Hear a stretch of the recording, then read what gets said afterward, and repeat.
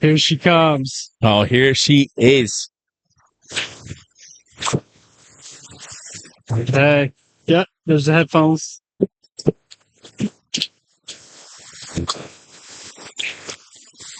And here is Mom. Oh.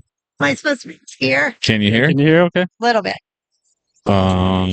Turn this one up, I think. This one? Yeah. Can you hear better? No. Keep going. More better now? Or is that mine? I don't know. Can you hear better now? Talk into it. Yeah, that's good. So we've been struggling to get Miss Kelly onto the podcast today, but she's finally here. Miss Kelly Miller. Tell us a little bit about yourself. My name is Kelly Miller. I am the director for Purpose House, transitional homes here in Sarasota. And, we're a faith-based community, sober living for people who struggle with drug and alcohol addiction. Well, you're much more than that, for sure. But yeah, Miss Kelly is I call her Mom. She's the director for Purpose House. And she is, I say this about some people, but this is one of the most influential people, especially in my recovery. I think I talk to Kelly every day. Yeah. She's one of my really good friends. She's someone that I know that will tell me what I need to hear, not what I want to hear. And that program at Purpose House is top of the line, a very good program. It's a faith-based program. They have great meetings, great resources for this community. And Kelly does so much for this community. I know that through this whole event, like, we have communicated every day how we're going to do it, and it's turned out great. Absolutely. What a beautiful event this is. For the people that are out here that are changing their lives, to the people that have lost people. I lost my son to an overdose and a year ago on August 1st. So it's pretty, I don't know how I'm holding it together today, but I'm doing the best that I can. It's one of those things that a lot of us don't understand how you battled through that. I always try to tell people that if Miss Kelly can make it through something like that sober, anybody can. That we are so proud of you and what you've done and how you've held it together, and you've been such a good example to us that, hey, you can make it through these things. And they've got a great memorial banner over there. We're gonna have a memorial walk. I don't know how many people showed up. Any idea? Any guesses? I couldn't even guess. I want to say, I don't know, 400 or 500 so far, maybe. Easy. What are you thinking? I don't know. I haven't even walked around yet. Yeah. Like, it's crazy. Like, there's so many people out here, and that's awesome because we need everybody to help. I mean, it takes a tribe, of all of us to get together and to help change their people's lives. My life was changed in this community myself. And listen, I needed everybody, and we all do. We all need everybody that's here. Yeah. It's, we've had Greg Flagg on, which that was a trip. We had Miranda and Tony on, and those three people are also involved in other programs. But the way that this community functions together, it's like we all work together. Absolutely. Because the goal is if there's someone needing something, we're going to find a spot for them. Absolutely. And Kelly's so good about communicating. She's kind of our ringleader. Like, when there's something coming up or something needs to be done, she's usually she's the point guard. She's calling the shots. And thank you, Paul. Absolutely. I wanted to say that we were talking earlier, like, Project Exodus is almost coming up on a year in November. And we were like, what do we do? This right here is I feel like this is kind of like a big event that we could take pride in, but we going to do line dancing to celebrate or Oh yeah, absolutely. Are we doing it? No, is it November? I don't know. We got to wait for Mr. Allen to get He'll back. be back next week, so we should have Okay. some dates. Yeah, we're going to figure something out. But that's what's been really cool is like a lot of the events that we've had, like the beach party, the meeting every Saturday night, like Purpose House and New Life and Grace, they've all supported it. Like it feels kind of like a healthy middle ground for everybody to come together and talk about things. And Project 180's coming. Yeah, Project 180. So there's some big things to come. I really hope that this event raises a lot of awareness about overdose and that lets people know that there is help. There are solutions. Right. Miranda was saying she didn't know that there were halfway houses. She just thought there was expensive rehabs. And how Yeah. Oh, absolutely. Like when I first came into recovery, like it was like, and that was when I was 22. I didn't stay sober, but I didn't realize that there were sober living homes. I thought you go to detox, they detox, you get out, you're cured, like there was never any talk of, yeah, so you go to treatment and then you go to a sober living home and like all of these steps that you need to take to make sure that when you're ready to go, that you're ready. You have to be ready. And it takes these steps that we take and this community that helps us do that. Yeah, I guess it's a wild thing to think of because when you talk about like you go to detox, you think you're cool. Like there's a lot of time that goes into rehabbing your mind and your body, and fentanyl being one of those things. You just don't go to detox for 3 days and you're over that. Like Yeah. it takes. Yeah, I mean, it took me. I remember being in jail at day 20, 21, and finally waking up and not having those symptoms of withdrawal anymore. And it still took me another 5-6 months before I even started working the steps and getting to a point in understanding like why my brain worked the way it did. And even today I still have to have steady maintenance because if I don't, I know this thing's going to come back. And the service aspect of it for me today is like that main thing. And what is that for you? What is the thing for you? What keeps me? Yeah, like what's Kelly's like maintenance, like the most important thing of her day? I think being in the middle of the herd for me, like, and I'm in it, I'm on the front lines daily. You know what I'm saying? So I think that keeps me green, and keeps me like, cause I listen to people's families and people and stuff. And I'm like, oh, I just don't want to go there again. But my sponsor is like one of the most amazing women. And she has walked me through so much, and like I would have never been able to do it if it wasn't for her, for one, and for everybody else that surrounds me on a daily basis. Like my recovery community, when my son passed, like they held me up. I want to cry because it's so beautiful. The way the recovery community works together to like take care of each other. We need this. We're not addicts and alcoholics. I believe we have a disease, and I also believe for me, I was born with that genetic disorder, like because I had alcoholics and addicts in my past, and I believe genetically that when I was born, I had that in me already. And the trauma and stuff that I went through as a child, when I decided to pick up, it ignited it, and it was over. That's such a. When I first came into this, I thought the disease was just ridiculous, and I'm not trying to say it is, but I'm saying I don't know if it was like that conservative Southern. Oh, you don't have to do this, but now I really do understand. Like, there's a difference between me and someone else that doesn't have this disease. If I pick up a beer, I don't stop. That's right. And I've really come to understand why that is. I mean, you mentioned genetics.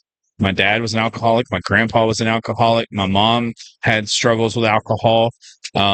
My brother is in prison for drug charges, and it's all through my family. Right.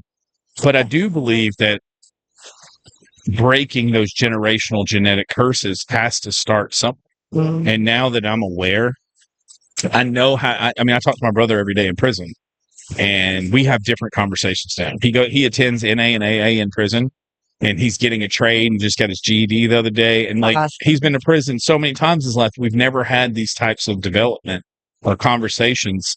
And for the longest time, like he couldn't admit he had a problem. Now we talk on the phone. He's like, "Yeah, I'm an addict." And so it's like being able to now communicate to someone how to break that cycle is what I needed to help people in my own family. Yeah. And now, and it's just new that, or not brand new, but they're starting to bring those programs in to where before, like when he went to prison or like when I went to jail or other people, they didn't have that, like there wasn't, they didn't have meetings. They didn't have a recovery pod. They didn't have any of that stuff. So now they're able to teach them while they're there, like, and show them the way. So when they get out, like they're more clear minded. Yeah, it's a really cool thing. I know when I was in Polk County Jail, I didn't have access to any of that. Andrew was my access to that. And anybody that knows our story, I met Andrew in jail, and he's the one that helped me understand what recovery was, and the rest is history. But it's so true. Just not being aware that there is a community like this of people just like me, just like you, that have an answer. And for some people that answer is God. For some people that answer is the rooms. Some people the answer is service. Some people it's all of those things. But there's something. And I think that's what's so beautiful about it. Yeah. Yeah. Because sometimes our families, they don't understand exactly what we're going through. You know what I'm saying? Like, I know my family was like, well, just don't do it, Yeah. And I'm like, okay, like, how do I not do it? Tell me that, And so that's why it's so important for this, for the community and stuff, and for us to be a part of that, because we are like-minded. We do understand one another. We can walk each other through the things that, I may have never went through, or you or somebody else has, you know what I'm saying? Like, and so yeah, super important. Like my recovery community, epic. They're just epic. All right. So to change gears just a little bit, we've gotten one from everyone so far. Miranda just gave us a really good recovery home horror story. And to kind of set this up, Greg had a guy that got peed on in the middle of the night.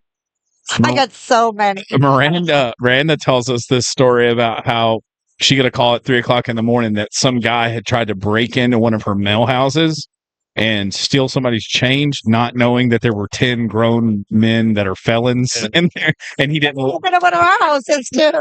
So I got to ask you, like, give us a good story that maybe you can relate to in that regard. Oh my God. So there's actually two. I'll give you two. So one, in one of our female homes, one of the girls got up in the middle of the night and seen another girl peeing into our entertainment center in the living room. Don't ask me how. I was not awake for it.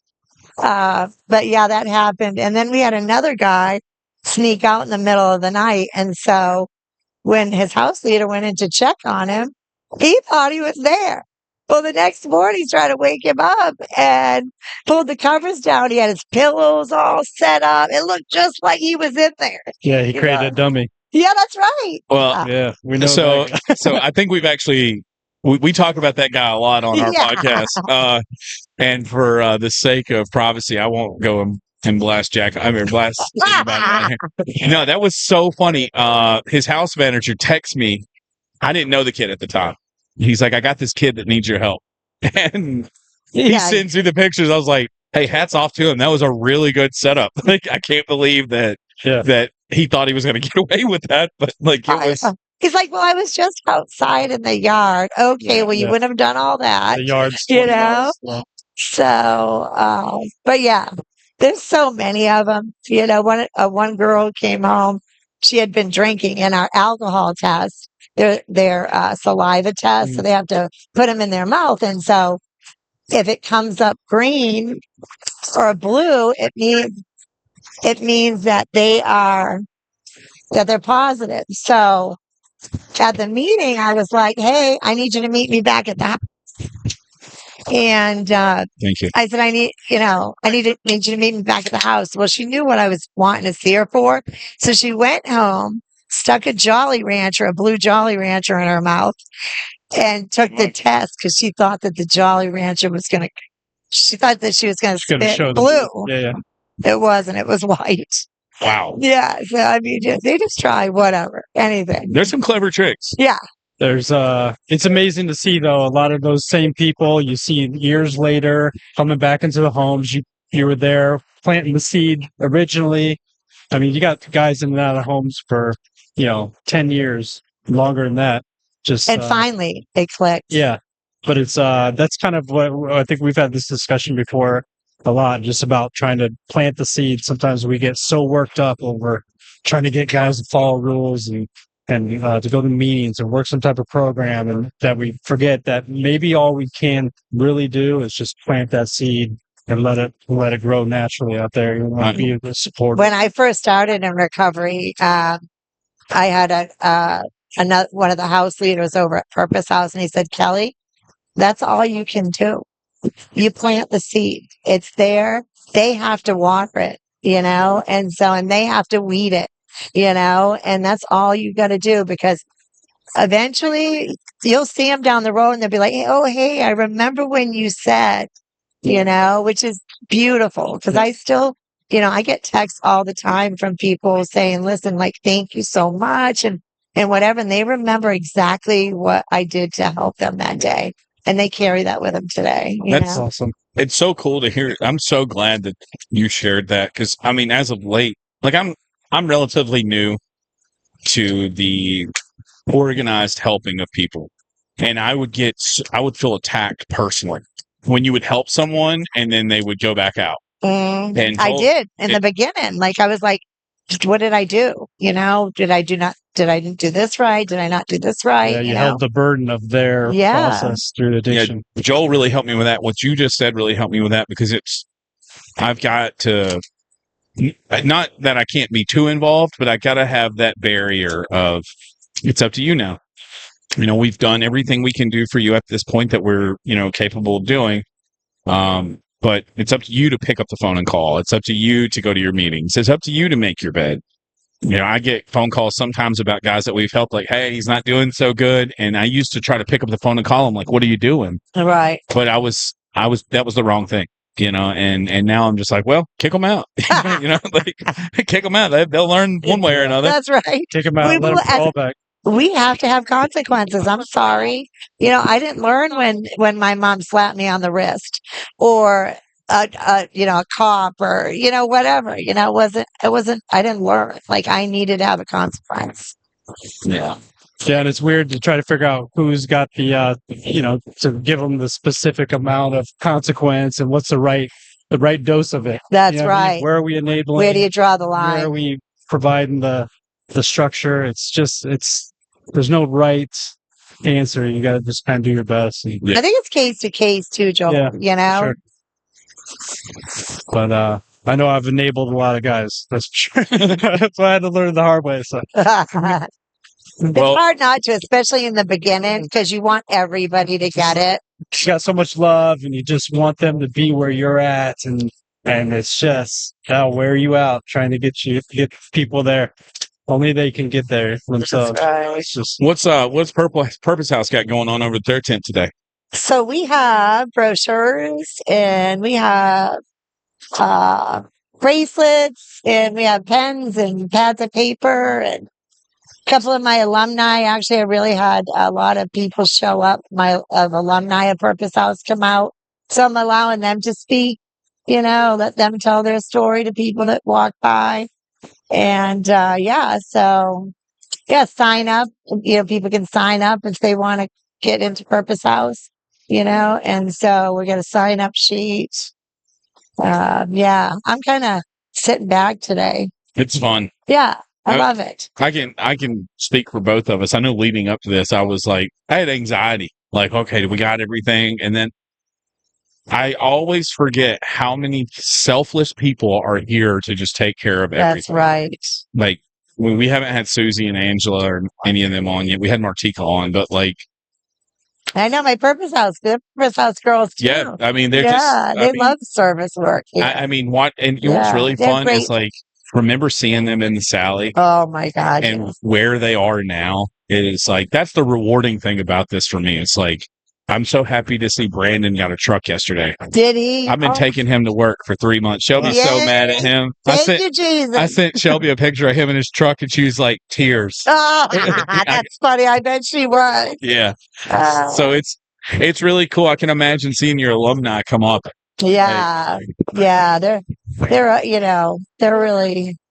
they're doing amazing. Like I have people that, that are celebrating 10 and 11 years since I've been with Purpose House, and they're celebrating those year, 2, 3, 4, 5, 6, all the way up to 11 so far, since I've been with Purpose House that have came to Purpose House that I played a part in, because I was a house leader for a while. And so grateful for that. Yeah, this has been an amazing. We should do this more often. I don't know if once a year is enough. Oh, we could just come out here. You just come out here and pop our tent every up. weekend. We'll do a podcast. Yeah, maybe Alan will be here next year for this one. We can get him on. Yes, that would be awesome. All right. Well, I think what is it? We got about 10 minutes, 5-10 minutes before the walk starts. Yeah. Are you doing the walk? No. I love the honesty. No. Listen, Scotty will have to pick me up in his golf cart. Yeah. But one of my my alumni, Bree, she's going to be carrying my son's picture over. Awesome. That's awesome. Yeah, Bree's a good one. Yeah. Well, she's over there wheeling and dealing. She does. She loves Purpose House. Yeah, it's a good program. I tell people sometimes it's not for. You're not going to believe this. Who was that? What's that kid's name that showed up to the meeting last night? Miguel. Miguel was in Lonnie's house. Do you remember that? Miguel. Miguel was the kid. I spoke at Lonnie's house meeting. And that was the meeting where one of the times I go, if you're not serious about this, you're just taking up a bed. Oh, yeah, and he left. And he came to the meeting last night, and he came over and was like, oh, shook my hand. I was like, how you been? He's like, I'm good. I had some struggles, but I'm back now. Oh. And he told me before he left, he said, I thank you for telling me that. He's like, I don't feel like this is for me. And so it's just very transparent. He wasn't like ashamed. And I'm like, hey, it might not be for you. But I remember you told me, like, you can't be telling people that. But, I'm glad he made it back. And I really wish him the best. If you're watching this, Miguel. We love you. We love you. But yeah, that was I've been hearing this for the last 2 weeks. It's come full circle. It's come first circle. And man, has it, like, that's just one of those moments where I'm like, I'm glad he's doing okay. So, but yeah, I guess they got to line up. So I'm gonna head out with all right. you. Well, good to see you, Miss All Kelly. right, thank you, guys. Yeah, thank you for coming on. Absolutely. Yes, ma'am. Aunt. You want to get Aunt on? Aunt or Angela and get your mentors going? Angela.